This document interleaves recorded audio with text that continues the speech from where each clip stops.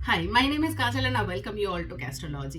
2022 का लास्ट चंद्र ग्रहण लगेगा 8 नवंबर 2022 को। ये टोटल लूनर एक्लिप्स है, यानी कि पूर्ण चंद्र ग्रहण। ये कब लगेगा, टाइमिंग्स क्या है, सूतक काल कब से स्टार्ट हो जाएगा, कहाँ कहाँ से ये दिखाई देगा, कहाँ पे ज्यादा इम्पैक्ट पड़ेगा, इसके अलावा हमें क्या क्या सावधानियां रखनी है, हम इस वीडियो में इन्हीं सब चीजों के बारे में बात करेंगे। तो चलिए शुरू करते हैं।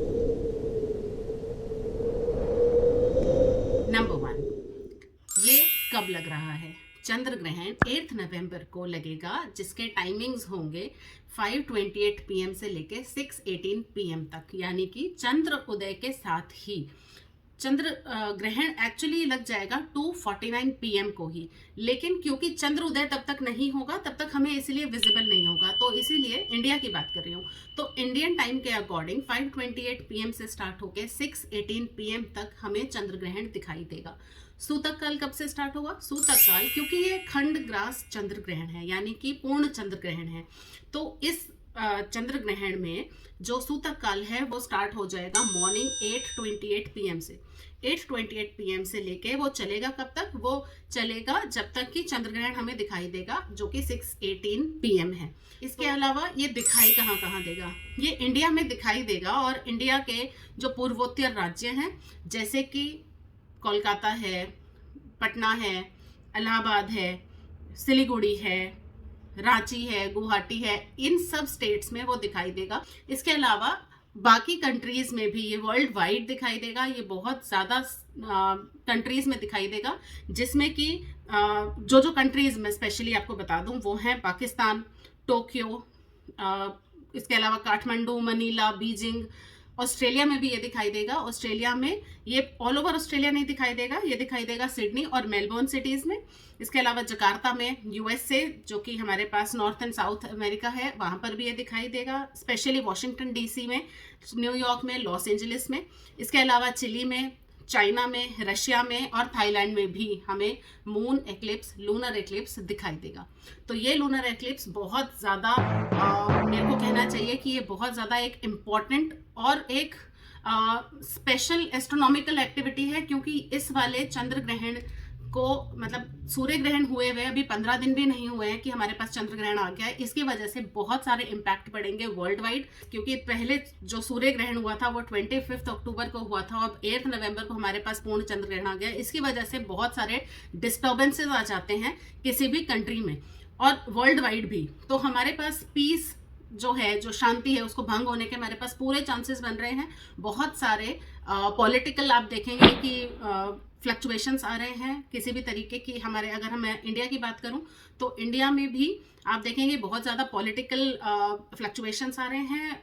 कुछ ना कुछ सेना से रिलेटेड, जो हमारी डिफेंस है, उससे रिलेटेड कहीं आपको एक्सीडेंट्स सुनने के लिए मिलेंगे। इसके अलावा सीवियर वेदर वार्निंग्स भी मिल सकती हैं। इसके अलावा हम देखेंगे कि जो लैंडस्लाइड्स हैं वो ज़्यादा बढ़ गए हैं। तो इन सब चीज़ों को देखते हुए हमें क्या क्या सावधानी बरतनी चाहिए? तो देखिए, ये जो चंद्र ग्रहण है ये लग रहा है मेष राशि में, यानी कि एरीज में, और स्पेशली भरणी नक्षत्र में।